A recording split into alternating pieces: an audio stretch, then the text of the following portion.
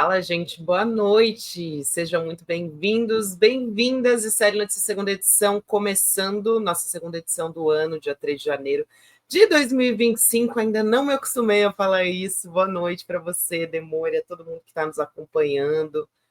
A gente tem os canais do Estudo Conhecimento Liberta, Eduardo Moreira no YouTube e também na Pop TV, pessoal aí do Rio Grande do Sul, da tua turma, Leandro Demônia. Boa noite. Eu quero avisar para os gaúchos que segunda-feira é meu aniversário, então, por gentileza, podem mandar presentes lá para o CL, né, Gabi? Principalmente dinheiro, Pix, né? Manda Pix. A gente quer o que a gente precisa de Pix, né, para 2025. A gente aceita abraço também? Aceita, mas se quiser mandar presente... Pode mandar um abraço, dar um abraço e daí na volta bota o dinheiro no bolso assim por trás, assim, também. Pô, eu gostei dessa, hein? Eu gostei dessa muito. Olha, começamos o ano, Demone, mais uma vez, a gente vai ter que falar de Gustavo Lima, porque até meio, assim, né, dá uma quedinha, assim, no nosso humor, né, no nosso bom humor, ter que falar de Gustavo Lima mais uma vez.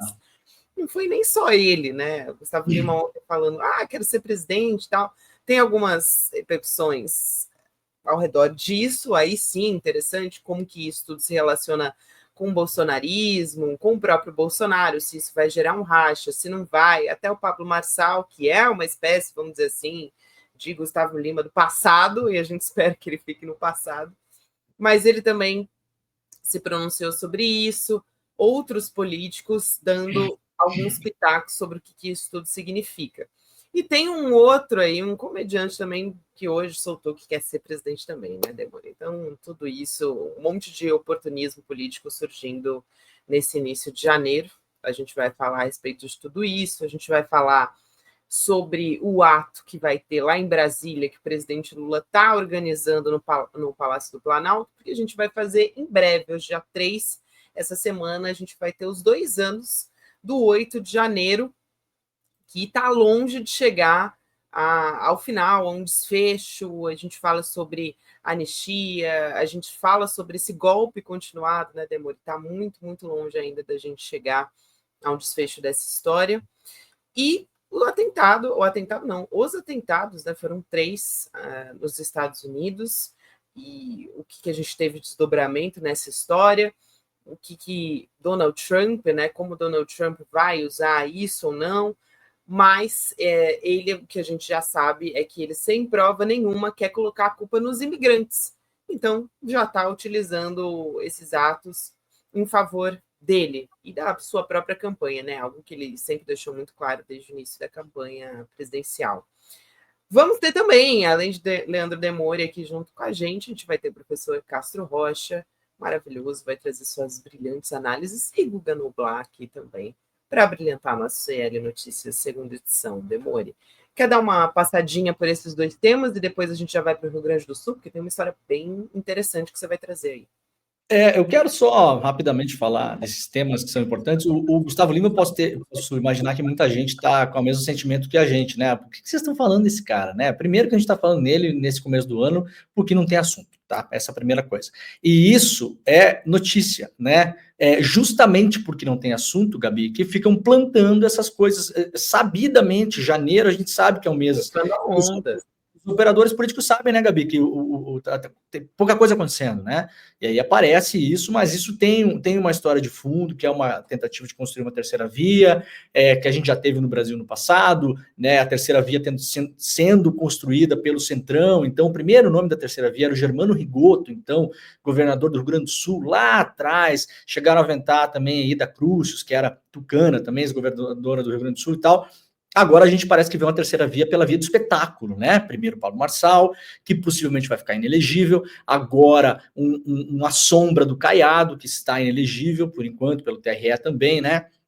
Que é esse Gustavo Lima. Então, tudo isso a gente vai passar. E nos Estados Unidos a gente vai falar com o Castro Rocha. Eu quero também tensionar, fazer uma pergunta para ele sobre os atentados nos Estados Unidos, né? A gente tem todos os anos aí centenas de atentados nos Estados Unidos, inclusive a escolas, talvez 95% deles cometidos por estadunidenses natos, filhos de estadunidenses, né? Então a gente tem uma grande questão para falar aí em relação ao Trump. Mas se a gente puder, Gabi, antes de chamar o Google, eu queria mostrar essa questão da ponte no Rio Grande do Sul, e as pessoas que acompanharam a nossa cobertura aqui vão lembrar, e isso tem tudo a ver com Pablo Marçal, com Gustavo Lima, com a eleição de 26. Tudo a ver. Então, não sei se você quer pegar a primeira notícia e o eu vídeo. Posso. Eu até queria lembrar, para quem assistiu o ICL Notícias segunda edição ontem, que a gente trouxe um grafite, né, do prefeito lá de Porto Alegre, o Sebastião Melo, que ele conseguiu remover ali, porque ele ficou conhecido como o prefeito das enchentes.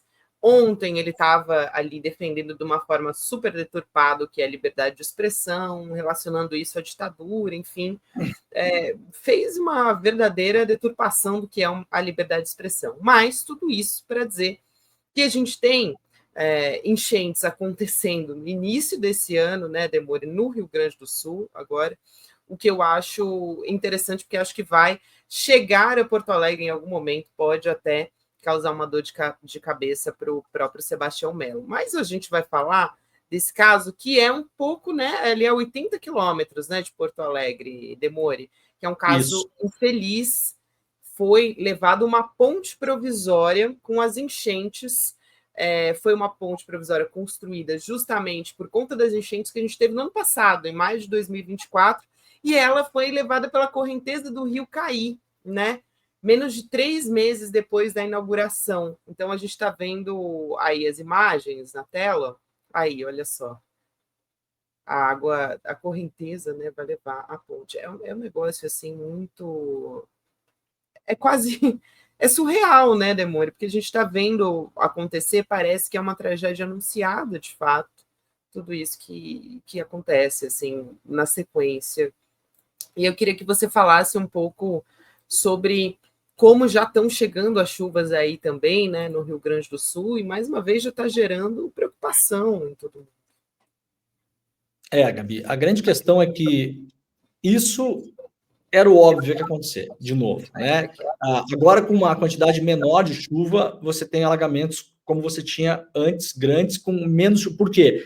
Dentro desses rios todos, aí dentro do Rio Caí, hoje, Gabi, tem porta, janela, caminhão, motocicleta, carro, cama, geladeira, liquidificador, colchão, tá tudo aí dentro. Tem um monte de coisa aí dentro. Então o rio está mega assoreado, tijolo, pedra, terra, galho, né? Então precisa de menos chuva. Só que qual é a grande questão aqui? Como é que isso aqui conecta, Gabi? E a nossa comunidade, que é muito atenta a essas coisas, que acompanha o ICL o ano inteiro, então já entendeu a chave de leitura que a gente propõe todos os dias aqui, como que essa ponte conecta Pablo Marçal, Gustavo Lima, Caiado, Bolsonaro, velho da van, toda essa gente. Essa ponte foi construída pela iniciativa privada, tá? É uma ponte provisória, foi feita com containers, era um monte de container que foi colocado no rio, como se fossem os pilares, e por cima uma ponte de madeira, tá? Isso vem numa onda, teve a ajuda da prefeitura ali, que cedeu máquinas e tal, mas basicamente não é uma ponte que foi feita pelo poder público, tá? Isso é importante. Essa ponte não é uma ponte do poder público que foi estudada, licitada, comprada, instalada, inaugurada. Isso é uma ponte que foi feita pelas pessoas, pela população. Vai aqui de lado, Gabi, é obviamente que a população precisa tomar soluções rápidas para as coisas que aconteceram ali, porque o poder público no Brasil demora. E demora também, como eu já falei várias vezes aqui, porque nós encampamos como sociedade a sanha anticorrupção e nós ultra-burocratizamos o Estado brasileiro. Então, o Deltan Dallagnol, o Moro, essa gente toda, eles causaram tanto medo da corrupção no Brasil que a gente colocou uma fila de papel para resolver qualquer coisa nesse país que já era burocrático. Já era burocrático e piorou, tá? Então, hoje, para você fazer uma ponte, demora mais por causa da Lava Jato. Ponto, tá? Isso é um fato, isso é um dado de fato. É CGU, é tribunal, é isso, é aquilo, é licitação, é justiça, não sai nunca do papel. Quando a gente foi fazer a cobertura da eleição, Gabi, a frase que mais se ouvia lá, e 3 dias depois que a gente estava lá nessa região, a gente já via adesivos nos carros, era o povo pelo povo. Essa frase significa o quê? O poder público não vale nada, a política é um lixo Ninguém deve se interessar pela coisa pública, pela política, pela discussão política saudável dentro da democracia.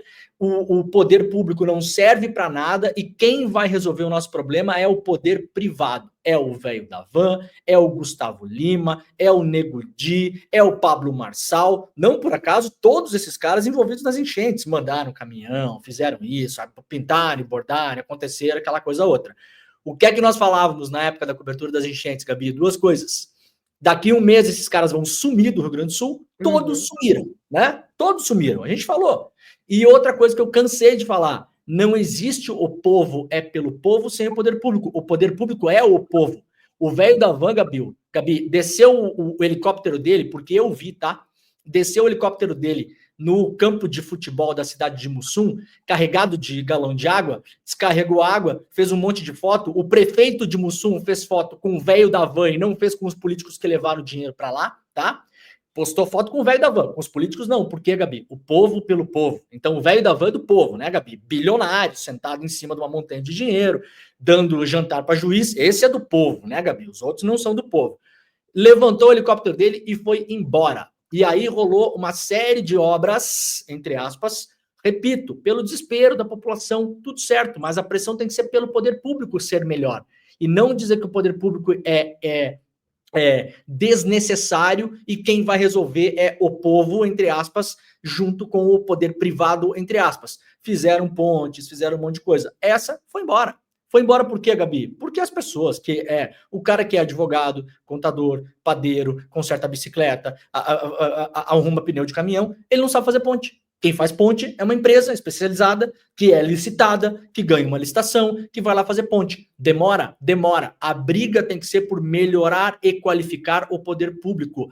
A briga errada que a população do Rio Grande do Sul comprou, não toda, mas boa parte, é que o poder privado ia resolver a vida de todo mundo. O velho da van ia comprar um terreno para mudar a cidade de Mussum de lugar. Os empresários da Alemanha iam fazer não sei quem. O poder local ia construir a ponte. A ponte foi embora, tá? E eu falo isso com dor no coração porque eu visitei esses lugares, eu sei quanto essa ponte vai fazer falta. Agora, é uma lição. O poder público tem que ser qualificado, a gente tem que brigar para melhorá-lo. Achar que o Gustavo Lima, que o Marçal, que o Nego Di, que o velho da van estão preocupados para resolver o problema de alguém é, no mínimo, uma ingenuidade política. Então, eu só quis trazer esse assunto da ponte, Gabi, para a gente conectar com daqui que a gente vai falar hoje.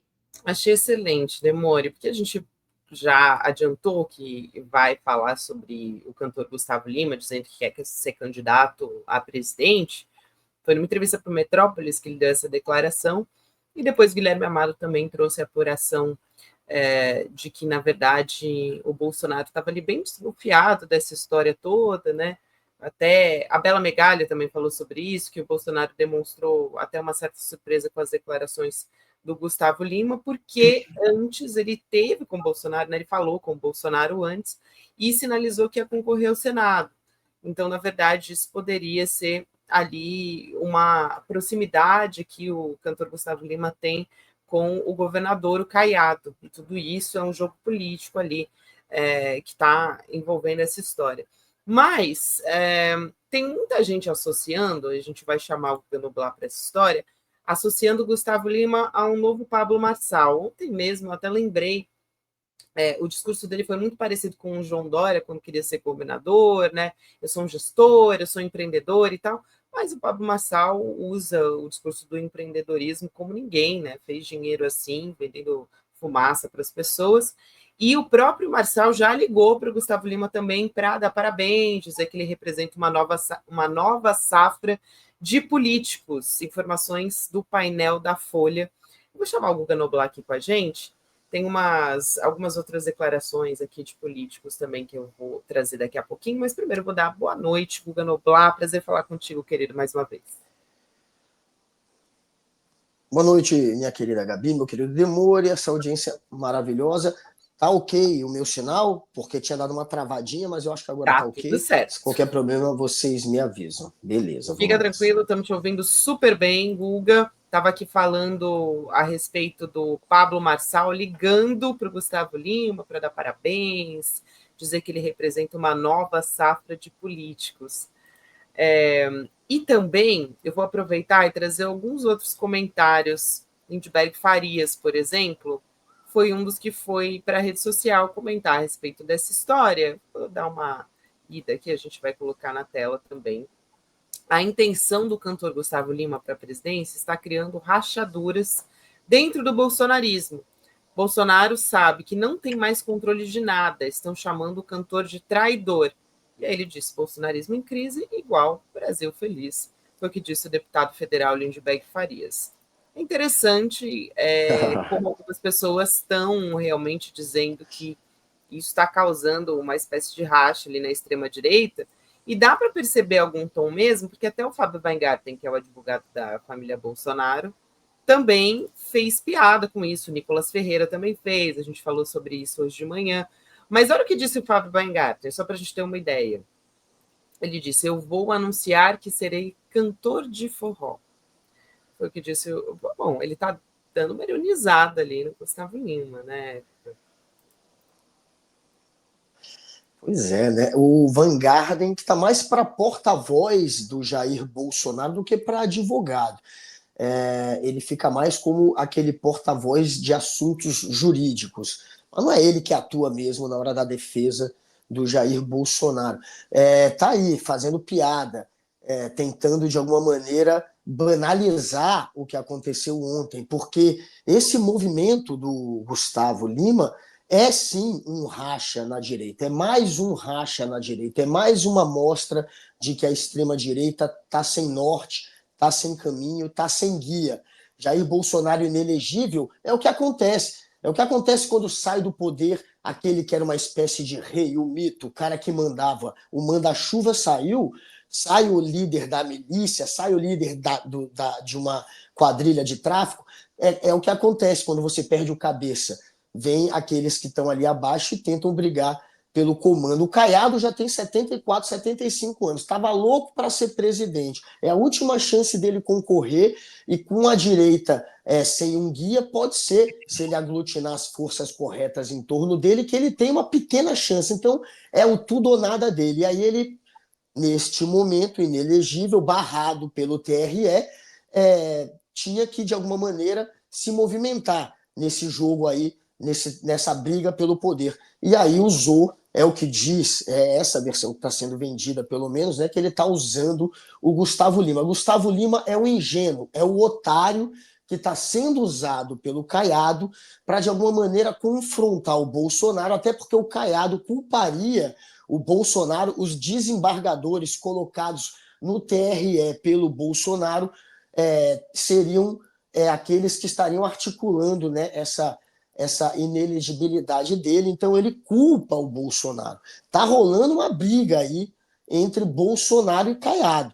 Bolsonaro, de certa maneira, contribuindo para tirar o Caiado da disputa à presidência, e o Caiado agora devolvendo, colocando no tabuleiro alguém que não é uma indicação do Bolsonaro e que é visto até como uma traição, já que é um aliado do Bolsonaro, é um cantor que todo mundo sempre encarou como bolsonarista, de repente dando essa facada e traindo Jair Bolsonaro num movimento que estaria sendo coordenado pelo Caiado. É essa a versão agora que está sendo a mais aceita, digamos assim, pela imprensa. O Gustavo Lima, até a Gabi, se eu não me engano, ele estava naquela foto dos sertanejos com o Bolsonaro, lembra que tem o Daniel, tem até o Datena meio misterioso no meio ali. O Daniel não, estava o Leonardo e tal. O Gustavo Lima, se o pessoal puder recuperar, a gente está em regime, né? Eu sei que não é tão simples agora, rapidamente, mas já tinha uma ligação ali com o Bolsonaro, né? Estava com o Leonardo e o Bolsonaro. Aí, isso aí, ó, aí essa foto, né? Isso aí quando os sertanejos foram lá se reunir com ele e tal, pedir umas bênçãos lá, uns dinheirinhos, umas coisinhas, né? Alguma lei, uma coisa assim e tal. Complementar o que o Guga falou, o que está acontecendo nesse momento, tá? Por que a gente está falando nesse cara? Primeiro, claro, é um palhaço, é como o Danilo Gentili, outro palhaço, não vai para lugar nenhum, né? A gente também nunca se sabe, né, Guga? Às vezes um palhaço vai para algum lugar, né? Na foto tem um palhaço que eu acho que não vai para lugar nenhum, um palhaço que foi, né? Então a gente nunca sabe para onde vão os palhaços, né? Agora, o Bolsonaro, ele sofre bombardeios de vários flancos e realmente preocupa, né? Porque o Bolsonaro está inelegível. A chance dele reverter isso é muito baixa, tá? Pelo menos hoje, né? O vento político a gente não sabe. Para a próxima eleição, eu diria que é quase zero, para 26. Para outra, não sei. Para 26 é quase zero. E aí, se você está nesse momento fragilizado, o Bolsonaro já teve, esse ano, né, Guga, um bombardeio pelo lado do Marçal. O Marçal bombardeou ele. Pesado. Quase que o candidato que seria o do Bolsonaro, onde ele tinha vice lá em São Paulo, não vai para o segundo turno. Quase não vai.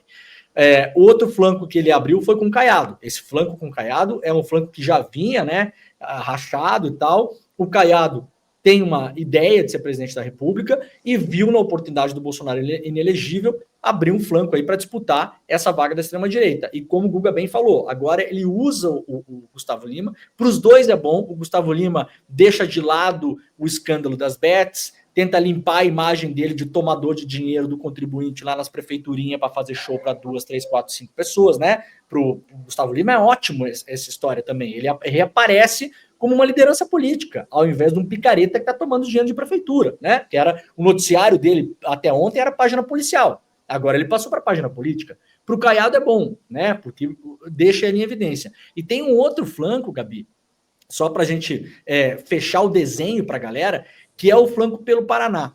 No Paraná, o Bolsonaro apoiou lá a Cristina Grêmio. A intenção do Bolsonaro era ferir de morte a candidatura do cara que acabou ganhando a prefeitura lá em Curitiba, né? Que era uma candidatura do Kassab. E um dos nomes fortes do Kassab, para a eventual vaga do Bolsonaro em 26, é o Ratinho Júnior, filho do Ratinho. O próprio pai Ratinho está comprando e montando rádio no Brasil inteiro, centenas de emissoras, é a rede massa, para quem não sabe, né? Então ele está ou alugando sinais em cidades do interior ou comprando rádios. Então quem mora no interior do Brasil até pode comentar aqui no nosso chat, né? Se uma massa FM não começou a operar na sua cidade, porque é realmente impressionante. A massa FM no último ano e meio começou a operar assim em centenas de cidades pelo Brasil. O Ratinho está comprando muito. Aí a foto, ó, com o Leonardo, essa aí que eu lembrava. O Gustavo Lima, inclusive, com o porta-voz dos sertanejos, né? Não é uma traição qualquer, né? E aí, até eu tô com a camiseta parecida com a cor do Bolsonaro. Gente, claro. E aí o Ratinho Júnior, o Ratinho quer fazer o filho presidente da República. Então, veja, o Bolsonaro tem o flanco do Marçal, que é uma novidade. O flanco do Caiado, agora com o Gustavo Lima. O Caiado e o Gustavo Lima deve estar dando risada do Bolsonaro nesse momento, né? Porque conseguiram irritar o Bolsonaro. O flanco do Ratinho Júnior, né? Aberto aí no Paraná, com a força do Ratinho, da Rede Massa, eventualmente com a força do Kassab. Então, são muitos lugares que o Bolsonaro vai ter que se defender para continuar vivo politicamente até 2026. Então, não é bobagem só, né, essa história do Gustavo Lima. O Demore, só isso, para lembrar também, rapidinho, Guga, porque falando em fotos, né, e a gente falando do Gustavo Lima ser ali super amigo, super próximo do governador Ronaldo Caiado, o Caiado até teve naquela festa, vocês lembram de aniversário do Gustavo Lima? Do iate, eles apareceram o ministro do Supremo. Isso, exatamente. Exatamente. Aí também, naquele dia, foi uma coincidência muito interessante, porque logo depois teve aquela operação das bets, né, da Polícia Civil de Pernambuco, a Integration, por lavagem de dinheiro, organização criminosa, e o Gustavo Lima foi até indiciado em setembro por causa disso. Olha só a festa do iate, né? Então, essa questão das bets é um imbróglio que está envolvido o Gustavo Lima também, né? Então, para além de tudo, tem que permanecer ficha limpa para se candidatar a presidente, tá? Só lembrar também. Eis a questão, né, Gabi? Eis a questão. A mulher do Gustavo Lima, hoje, ao repercutir esta notícia, ela apareceu na internet, na rede social dela, com uma cara de surpresa. Pelo jeito, Gustavo Lima só conversou com um Caiado mesmo sobre esse assunto, porque a esposa fez uma cara de surpresa, como se não soubesse daquilo, dizendo: olha a minha cara, eu descobri que ele vai ser candidato a presidente. E aí ela coloca a música, tem uma música dele ou de algum outro cantor que ele canta, que se chama Ficha Limpa. Ela usa exatamente essa cascata da Ficha Limpa como trilha sonora no post dela repercutindo o marido candidato, como se esse Gustavo Lima fosse alguém, né, sem nenhum tipo de suspeição. Ele está aí indiciado, não sei se continuará com a ficha limpa até a eleição de 2026, quase foi preso, o pedido de prisão foi revogado um dia depois de emitido, mas poderia ter sido preso, pelo menos passado um dia na prisão, e está a caminho, quem sabe, de não ser um ficha limpa. Mas ela fez essa brincadeira na rede social dela de surpresa e colocou exatamente a música Ficha Limpa. Ficha limpa até quando? Tá lá o Caiado. Você viu que deu uma congeladinha na imagem ali, né? Ali também. Aí, ó. Bom lembrar quem que estava na festa, né? Gente, eu também, aliás, eu não consigo evitar fazer esse comentário. Toda vez que eu vejo, eu penso, gente, que mau gosto, né? Que mau gosto. Eu estou preparado com o presidente dinheiro, né? Muito mau Não estou preparado com o presidente com o peitinho depilado, Gabi. Não está na hora ainda. Não está na hora. O look também da candidatura à presidência também é difícil. Quero velho. Quero velho de novo. Mas o Bolsonaro depilou. Não, foto do Bolsonaro com pouco, isso aí você lembra, Demore. Você lembra, com o peixão e o peitinho depilado. As fotos dele é famosa. Dia 3 de janeiro, hein, gente? Pelo amor de Deus. Tem que ficar pensando nas imagens. Até essas imagens mentais dia 3 de janeiro é muito difícil. E acho que para a nossa audiência também. Então, só reforçando, a gente Ninguém merece aqui, mais o que disse o Caiado sobre essa história, né? Porque estou falando muito dele, aí como amigo do Gustavo Lima, ele falou, é meu amigo pessoal, da minha parte terá total respeito à sua decisão. Então, deu ali o aval para o amigo dele, Gustavo Lima, né? Que provavelmente está articulando politicamente tudo junto com ele. Agora, vamos falar também de quarta-feira, que é um dia muito, muito importante, muito simbólico e que continua acontecendo, que é o dia 8 de janeiro. Então, quarta-feira, a gente tem 2 anos do 8 de janeiro. O presidente Lula está convocando justamente para um ato simbólico dentro do Palácio do Planalto, em defesa da democracia. E no próprio site do PT, lá do Distrito Federal, tem algumas orientações de como tudo isso deve acontecer. Então, o presidente Lula deve descer a rampa lá do Planalto, e participar de um abraço simbólico à Praça dos Três Poderes, né, que foi muito depredada ali no 8 de janeiro. Então, tem alguns políticos que foram convidados. O presidente da Câmara dos Deputados, né, importante, apesar de que, vamos lembrar, no 8 de janeiro foram os governadores que estiveram ali num ato simbólico, né? Foi um momento importante até a gente ter o presidente Lula articulou com os governadores, eles tiraram uma foto logo depois que tudo aconteceu. Agora, para esse ato, estão sendo convidados os presidentes da Câmara e do Senado, então, portanto, Arthur Lira, Rodrigo Pacheco, e as futuras lideranças do Congresso também, né? A gente vai ter novos presidentes esse ano ocupando as 2 casas, então a gente deve ter o deputado Hugo Mota também como convidado, já foram convidados, na verdade, a gente pode ter a presença dele e do próprio senador Davi Alcolumbre.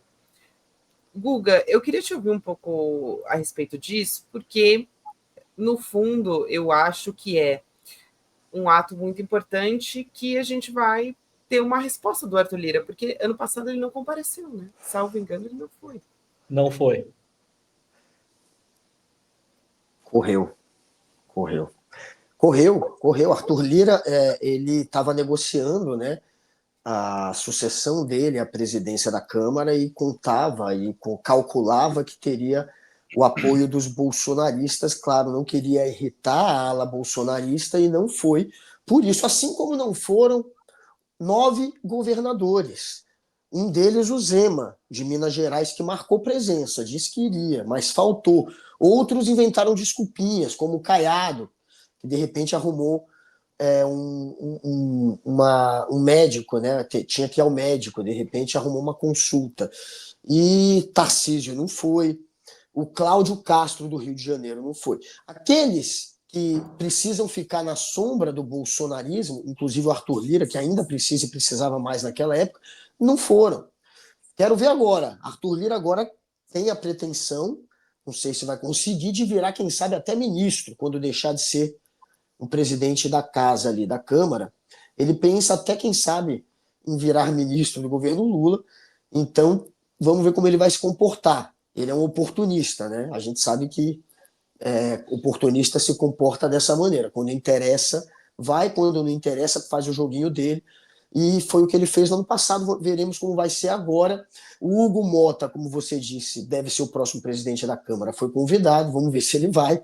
Acho que irá, porque ele depende muito do PT para vencer essa disputa, a presidência da casa. Ele tem o PL e o PT do lado dele, provavelmente vai ser eleito. Mas, enfim, o Alcolumbre, né? O Alcolumbre tem o PL e o PT já garantido lá no Senado, também deve ir o próximo presidente do Senado. E é um evento que é necessário que as autoridades públicas compareçam e mostrem que essa data ela realmente ficou manchada e a gente precisa, de alguma maneira, usar essa data para rememorar, para fazer com que as pessoas relembrem esse acontecimento e não deixem que isso se repita. Inclusive, anistia não. É um momento que as pessoas relembram essa tentativa de golpe que, por pouco, não foi concretizada. É uma maneira de reforçar, inclusive, o discurso contra a anistia. A expectativa, Gabi, no ano passado é que essa data não acontecesse porque era aquele momento em que a extrema-direita e parte do centrão na Câmara e no Senado falavam em pacificar o país. No entendimento deles, pacificar o país é não botar na cadeia nenhum dos vagabundos do 8 de janeiro. Né? Isso era pacificar o país.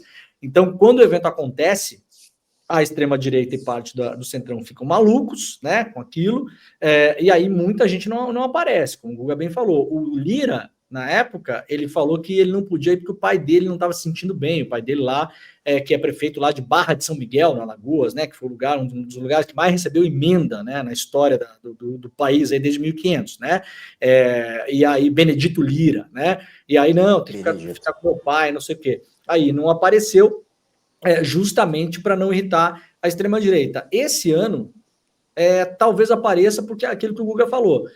As pessoas, muita gente que nos acompanha, pode não entender e não gostar, tá? Eu também não gosto. E entendo a contragosto, né? Mas o Lira pode sim virar ministro do Lula. Fala-se no Ministério da Saúde. O que é que pode impedir isso? O Renan Calheiros. O Lula, para colocar o Lira no governo, teria que pisar no calo do Renan Calheiros. E o Lula não quer fazer isso porque o apoio do Renan e de uma parte grande do MDB que o Renan tem ali sob as suas asas é importante para o governo nesse momento, né? Desde o começo, na verdade. O Renan foi um aliado, inclusive, durante a eleição, né? O Renan, desde o impeachment da Dilma, né? Vamos lembrar que foi o Renan, na votação do impeachment da Dilma, depois que a Dilma já tinha caído, que fez lá uma votação separada para não ineleger a Dilma, senão a Dilma seria considerada inelegível por 8 anos também na época, se eu não me engano, no tempo, né? Então o Renan salvou a Dilma não do impeachment, né? Mas da urna, né? Então o Renan é um aliado importante, foi um aliado importantíssimo durante a CPI da Covid, lembremos, foi o relator da CPI da Covid, né? Então, um aliado muito importante, e aí tem essa tensão, o que fazer com o Arthur Lira agora, é aquela coisa meio Dom Corleone, né, você manter os amigos perto e os inimigos mais perto ainda, né, eu não sei se eu gosto de manter tão perto assim, a ponto de dar o Ministério da Saúde para ele, né, então essa é uma conversa que existe. O Ministério da Nízia é considerado, apesar dela ser uma pessoa correta, que entende do assunto, que é da área, é considerado um ministério com muitas falhas, né? Problema de vacinas, falta de vacinas em vários lugares, não é um ministério que está voando em termos de capacidade de gestão, digamos assim, então está suscetível a ser mudado. Mas aí agora a gente vai ver, eu acho que se o Lira aparecer, é um sinal de que a coisa pode caminhar para o Ministério para o Lira. Se o Lira nem aparecer, Guga, é sinal de que ele já sabe que o Renan e o grupo do Renan ali vetaram e não vai acontecer. Espero que ele vete. Guga, quer concluir, querida? Já vou me despedir de você. É isso mesmo que o Demore falou. E para o bem do Brasil é melhor que vetem, né? Arthur Lira no Ministério da Saúde, galera. Imagina que estrago. Mas enfim. É isso, é que aí a gente está falando do próprio, né? Assim, gente, é hipotético, tá? Calma, não estejam em pânico aqui no chat, as pessoas ficaram em pânico, mas existe essa possibilidade, né? É bom a gente conversa aqui falando a verdade. Guga, Obrigada por hoje, querido. Tudo de volta, tudo normal na segunda-feira. Então, te vejo no Rolê ICL, querido, no dia 6. Um beijo para você. Valeu. Obrigada pela parceria. Tamo junto, Gabi. Tamo junto, Demore. E é nóis. Segunda-feira, galera, 11h30, rolê. Eu e o Deluca lá. Eu quero ver o nude, hein? Quero ver o nude segunda-feira lá, hein? Que isso? Segunda 6h30 da tarde, já pode rolê. Falar de nude, assim? Gente. Rolê é mais radical mesmo. O nude do velho no blasão. Que, aliás, Guga, seu pai ganhou um apelido. Seu pai ganhou um apelido na internet. Não é mais Noblar, é Nublar agora. Nublar. É Nublar. É muito bom esse. Tamo junto, Demônio. Valeu, galera. Vou silenciar meu microfone aqui. Valeu, Guga. Um beijo. Valeu, Guga. Valeu. É nóis. E a gente continua aqui. Como é que a gente continua falando sério neste programa, né? É um desafio aqui que você, junto comigo, me impõe esse desafio nessa semana. Vamos seguir aqui. A gente vai continuar falando do Ato pela Democracia. Aliás, o nome oficial desse ato vai ser o Democracia Inabalada. É esse que o presidente Lula, que o governo está convocando para o dia 8, lá no Palácio do Planalto. Deve ter, eu já expliquei isso também, uma espécie, um abraço simbólico à Praça dos Três Poderes, que foi tão depredada no dia 8. A gente vai conversar com o professor Castro Rocha, está aqui fazendo companhia para a gente nesse dia 3 de janeiro, nesse plantão. Professor, que bom ter... Olha só, a gente tem companhia especial aqui de Gabi, boa noite, Gabi, boa noite, Leandro. Quando ele soube que você estava aqui, Gabi, ele falou, quero falar boa noite. Boa noite. Boa noite, Gabi. Boa noite. Boa noite, Demore. Boa noite, Demore. Pronto. Boa noite, meu amor. Agora ele está tranquilo. Eu não sei se eu consigo seguir o programa depois disso. Professor, ele ainda colocou a camisa do Barcelona para ficar bonito, vocês repararam? Olha aí. E ficou mesmo, professor. Um prazer ter você aqui com a gente. Nesse segundo série, nessa segunda edição do ano. A gente já falando sobre o 8 de janeiro que se aproxima, né? Vai ser na próxima quarta-feira. E, antes de mais nada, eu quero te perguntar qual é a força que um ato político desse pode ter, né? Porque ele é muito simbólico, ali vai ser no dia 8, estão sendo chamadas diversas lideranças políticas. A gente estava aqui até, será que o Arthur Lira vai dessa vez? Porque o ano passado não foi e tal. Mas o quanto é importante para desarticular essa campanha pela anistia por parte da extrema-direita e também o quanto também é uma estratégia política importante por parte do governo, do presidente Lula, para ser um ato contra a anistia. Bom, mais uma vez, boa noite, audiência. Gabriela, é fundamental. Em alguma medida, eu creio que o presidente Lula está fazendo algo que não é incomum na sua trajetória, que é a correção de rumos. Porque quando, em abril do ano passado, o presidente Lula literalmente suspendeu todas as, não diria comemorações, as ocasiões em que se haveria reflexões sobre o golpe militar de 1964, nós todos aqui comentamos que era um enorme equívoco, porque um golpe como que foi tentado no 8 de janeiro, ele só é possível, o bolsonarismo só é possível, Ronaldo Caiado só é possível, Gustavo Tcheretchê Lima só é possível porque existe uma memória mal resolvida da ditadura militar. E é uma cultura da impunidade das Forças Armadas que contagiou as forças de segurança. O mesmo Carlos Alberto Brilhante Ustra, coronel torturador abjeto, que nunca foi punido pelas torturas que foram comprovadas, ele dá as mãos para o policial que joga o entregador, um cidadão do alto de uma ponte. É o mesmo gesto, é a mesma cultura de impunidade. Esses senhores que saíram de um acampamento diante dos quartéis, Gabriela, eles só puderam sair de um acampamento diante dos quartéis porque, prevaricando e cometendo crime do Código Militar, todos os comandantes do Exército que permitiram manifestação política diante dos quartéis cometeram crime. Demore, é contra o regimento militar. Você não pode sequer caminhar diante de um de um comando do Exército, tem que ir para a rua, não pode caminhar na calçada, Gabriela. Então não pode. Quando a Polícia Militar do Distrito Federal escoltou os golpistas para o interior da sede dos Três Poderes, porque, recordemos, a Polícia Militar do Distrito Federal escoltou os golpistas para que eles invadissem a sede dos Três Poderes. Tudo isto, Gabriela, só é possível porque existe uma cultura da impunidade herdada do fato concreto de que os militares inventaram uma anistia para não serem punidos. Então, me parece que o presidente Lula está tendo um ato característico da sua grandeza política. Ele está corrigindo rumos. Fazer um acontecimento para recordar o 8 de janeiro como uma advertência que a democracia, como dizia o Belchior, é frágil como um vidro, é frágil como um beijo de novela, especialmente no Brasil com o coturno das Forças Armadas. Realizar este ato no dia 8 de janeiro, em alguma medida, significa também retomar as reflexões que não foram feitas no 1 de abril de 2024. É fundamental, é um ponto de partida do campo progressista para a campanha de 2026. Agora, professor, em relação a isso, eu tenho um sentimento, eu não sei se é o mesmo que você tem, que é esse ato, ele também tem um poder, né, de irritar muitas pessoas. A gente viu no ano passado, né? Muita gente fica irritada com isso.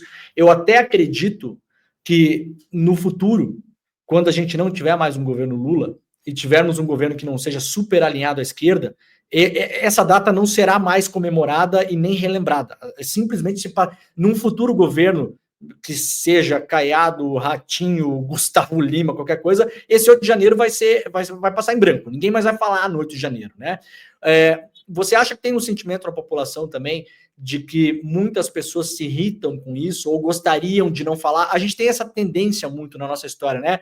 Vamos esquecer isso, vamos fazer de conta que não aconteceu e vamos levar para frente. O que eu queria saber, assim, na sua percepção, o quanto essa briga ela também acirra ânimos das pessoas que acham que os pobres coitados foram presos no 8 de janeiro, e essa data é um assinte, não se deveria falar nada sobre isso, nós temos os presos políticos, isso ainda é uma coisa muito candente, e qual o preço de enfrentar isso na sociedade? Que bom, Leandro, que bom. Vai irritar, sim. Vai irritar tremendamente a direita e a extrema-direita, mas é irritar. É necessário irritá-los antes que nós sejamos calados. Me permita fazer, então, uma digressão breve. Claro. Posso recomendar um livro? Claro. Acabei de ler anteontem, este aqui, olha, do Márcio Postman. Recomendo muito, Demore. O livro se chama Novos Horizontes no Brasil na Quarta Transformação Estrutural. Por que ele cai com uma luva para o seu comentário, que é muito correto, Leandro? Veja, ele analisa 4 transformações estruturais fundamentais do Brasil de 1822 até os dias de hoje. 3 já ocorreram. A primeira, claro, é a independência. Nós deixamos de ser uma colônia.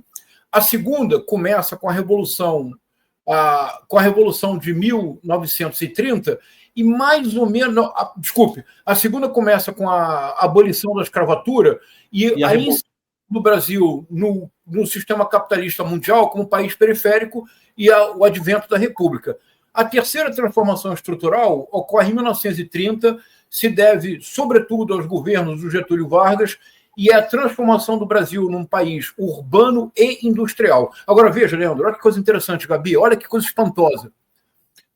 Há 2 marcas que acompanham as transformações do Brasil de 1822 até hoje. A primeira delas é que as mudanças são muito lentas.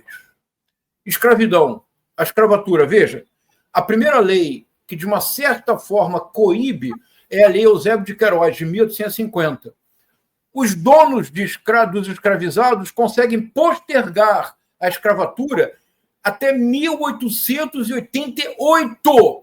Eles sempre conseguem postergar a transformação e sempre querem ter benefícios dessas transformações. Ao mesmo tempo, não se fez nenhum projeto para alfabetização, inserção dos ex-escravizados na sociedade republicana, nada. A redemocratização no Brasil levou, a ditadura no Brasil leva 21 anos. A redemocratização como projeto começa com Geisel, em 1974. Vai se completar em 1985. São 9 anos. Leandro, qualquer transformação neste país, que seja uma transformação que beneficie o povo, nunca chega.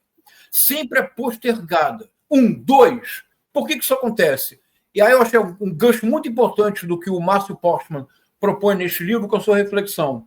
Ele diz que o protagonista de todas as transformações estruturais no Brasil, desde 1822, passando pela República, chegando a uma sociedade urbana industrial, é o que ele chama de conservadorismo moderno ou modernização conservadora. Vale dizer, uma técnica social e política que faz a mediação entre os reacionários, os donos dos escravizados que não queriam abolição, os monocultores que não queriam indústria, os reacionários da extrema-direita que não querem nenhuma espécie de benefício para o povo, e os revolucionários. Por exemplo, Leonel Brizola, em 1964. Carlos Marighella, depois do golpe. Então, o conservadorismo moderno ele realiza uma mediação. Não se faz a modificação radical que os revolucionários desejam, mas há um progresso, não se mantém tudo no passado como os reacionários pensavam. Mas, Gabi, qual é o problema? É que o conservadorismo moderno no Brasil, sempre que é necessário tomar um partido no momento de crise, o partido que se toma é dos reacionários. Foi sempre assim, Leandro. O que nós vivemos no Brasil hoje é o paroxismo disto. O Congresso vota, num piscar de olhos, a redução de qualquer espécie de benefício social. Agora, quando se trata de votar taxação das grandes fortunas, a revisão dos super salários, especialmente no judiciário, o Congresso joga para depois do recesso. É sempre assim. Isso quer dizer o seguinte, Leandro, chegou a hora nesse país, enquanto ainda há tempo, e o ano de 2025 é decisivo, chegou a hora nesse país, de maneira, vou serenar a voz, de maneira serena, calma e tranquila, nós precisamos propor uma ruptura democrática e institucional. Não podemos mais aceitar neste país que haja um deputado como Arthur Lira, que durante 4 anos comandou o maior esquema de corrupção de toda a história da República a olhos vistos. O orçamento secreto, o Arthur Lira, o temor do Arthur Lira, são 2 letras do alfabeto latino, 2 letras apenas, Gabi, P e F. PF, você junta as 2 letras, o Arthur Lira não dorme. Porque, Leandro, se houver uma investigação superficial, rasa, nós descobriremos poços de corrupção do orçamento secreto. Então, nós precisamos, de fato, de uma ruptura institucional e democrática. Mas se isso não for feito a partir de 2025, Leandro, se não em 2026, porque o verdadeiro projeto da extrema-direita para 2026 não é a presidência, é o Senado. Se não fizermos isso em 2025, se não em 2026, em 2030, Nicolas Ferreira será presidente. Chegou a hora de uma ruptura que deixe claro para a população que uma decisão tem que ser tomada. E de 1822 a 2024, há 202 anos, quem tem o protagonismo neste país é o conservadorismo moderno. Chegou a hora da ruptura. Desculpa, eu falei de... Não, foi ótimo. Posso fazer mais uma, Gabi, rapidamente, ou temos que rodar a pauta? A gente tinha que ir para os Estados Unidos, Demore, se você conseguir. Tá, não, é muito rápido, professor, só porque a Marilena Chauí chama isso de verde amarelismo, né? Toda vez que tem um momento de crise no Brasil, né? A Marilena fala, os símbolos da pátria são unificados dentro do projeto reacionário conservador e isso é levado para frente, né? E aquela história de que o Brasil verdejante, a terra prometida, conforme estava descrito na Bíblia, a Nova Jerusalém, aquela coisa toda que o Brasil é a terra que foi destinada para ser descoberta e é realmente aquele novo mundo onde teria rios de leite, as pedras aflorariam, aquela coisa toda. Por que a gente não consegue fazer chegar em parte grande da população brasileira, essa mensagem de que isso foi uma sacanagem, de que foi um golpe, de que não é bom não pensar na democracia, de que as pessoas eventualmente, se aquilo desse certo, a gente ia ter eventualmente gente expulsa do Brasil, gente pendurada em pau de arara, gente desaparecida, que é a mesma coisa que aconteceu no passado, que aquilo não é bom, que não é legal usar a camiseta do Brilhante Ustra, que o Brilhante Ustra levava criancinhas para verem as mães serem torturadas, e que se você usa isso, você é um psicopata, ou um idiota, ou um mal informado, ou um criminoso.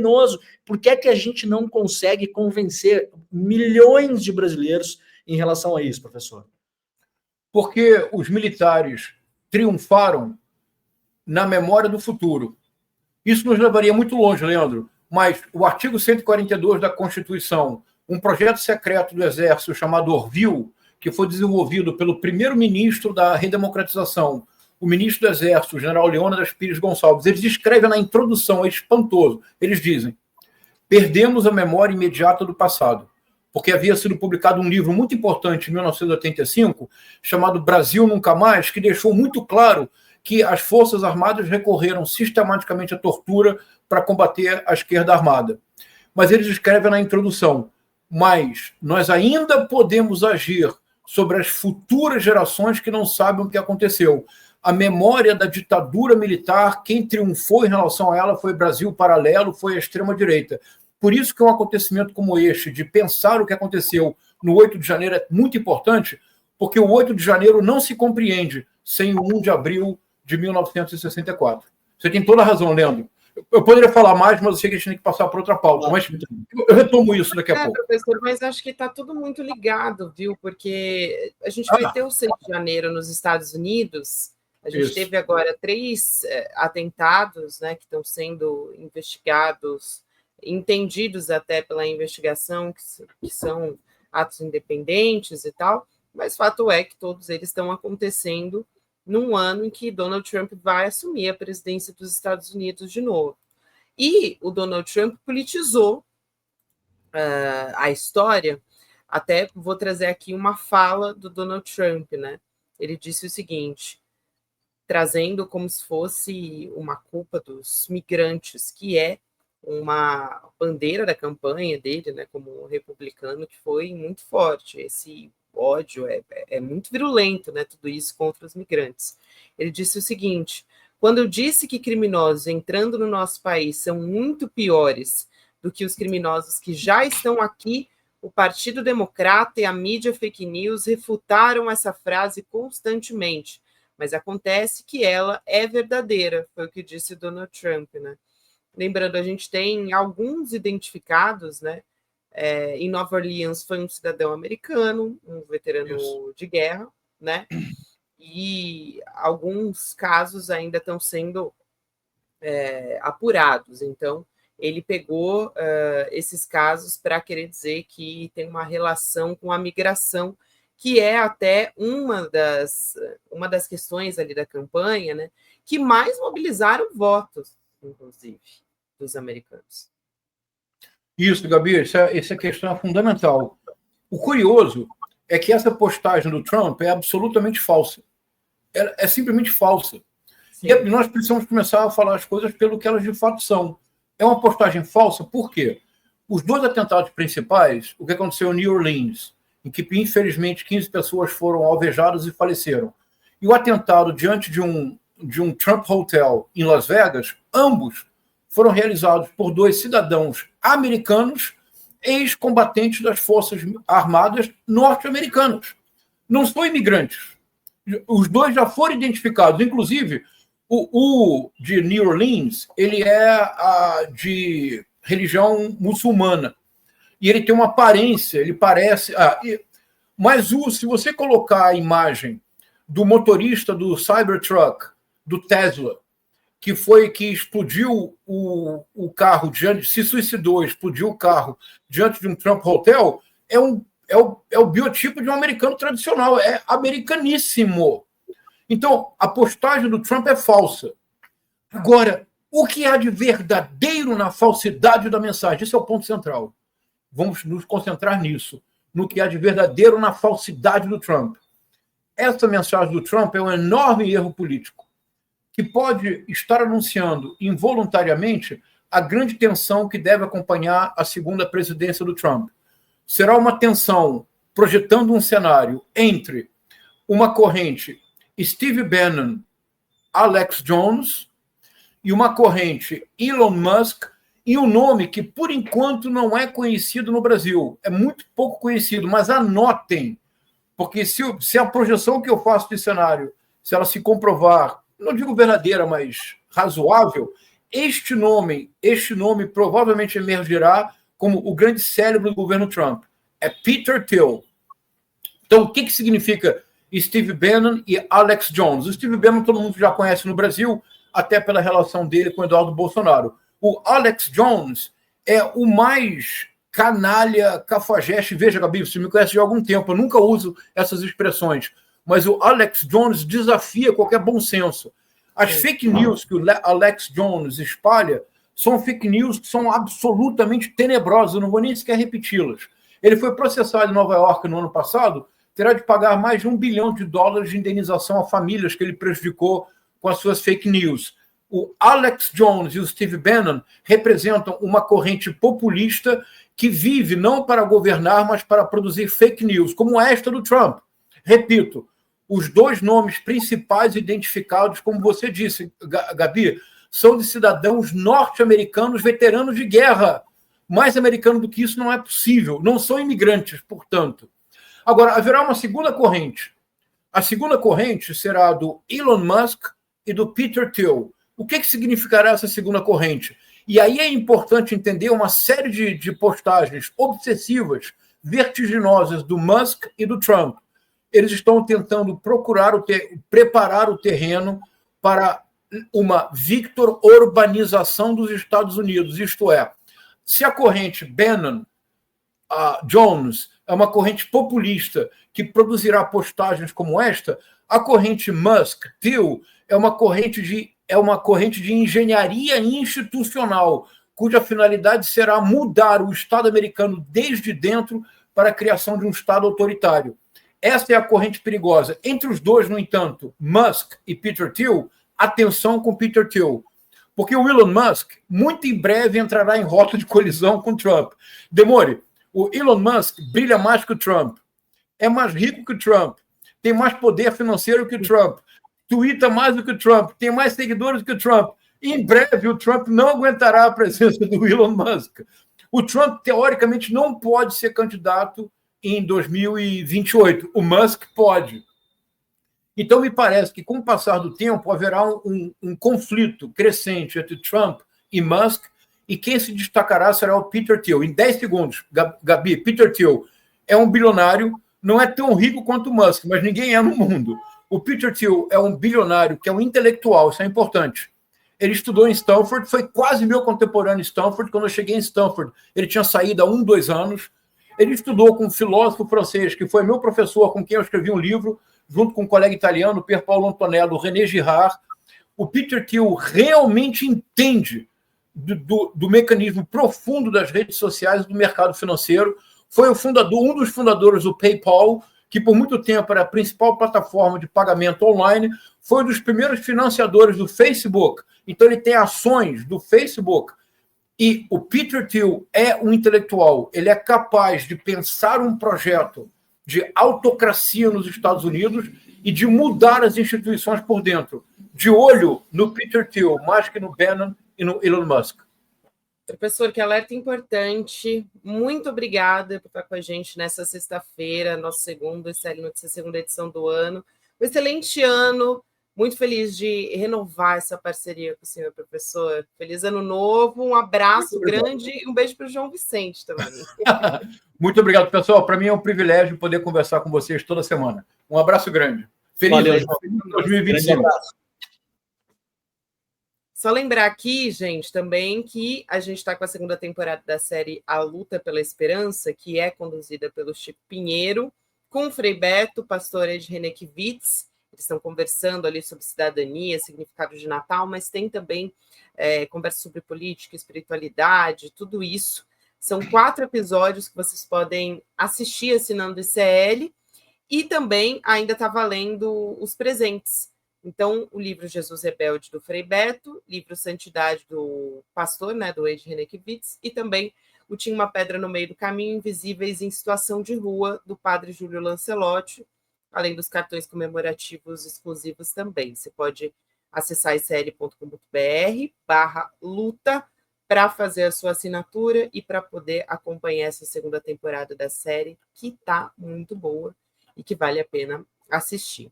Também lembrando, falando em Chico Pinheiro, segunda-feira a gente tem o Chico Pinheiro Entrevista de volta, a partir das 7h30 da noite, portanto, depois do Série Notícias segunda edição. Então é só continuar com a gente na programação na segunda-feira que você vai acompanhar a entrevista com o professor Mário Sérgio Cortella, professor, escritor, filósofo, enfim. Vai ser um privilégio acompanhar essa conversa entre o Chico e o Mário Sérgio Cortella. E Demore, privilégio meu aqui também de estar contigo essa semana, viu, meu querido? Obrigada, renovamos a nossa parceria para esse ano. Que bom, feliz demais, Gabi. Sextou, bom final de Sextou. semana. Segunda-feira estamos de volta, 7h da manhã com o Desperta ICL, hein? Tô lá, hein? É isso, e a gente tem que abrir a Jurubeba de sexta, que é uma tradição no Série da segunda edição, em homenagem ao Chico Sá, que não está presente, mas fazemos as honras aqui por ele. Isso aí. Então é isso, gente. Boa noite para todo mundo que nos acompanhou, boa noite, Demore, valeu por tudo. Juízo para todo mundo nessa sexta-feira, mas nem tanto. Até semana que vem, estamos de volta. Tchau. Tchau.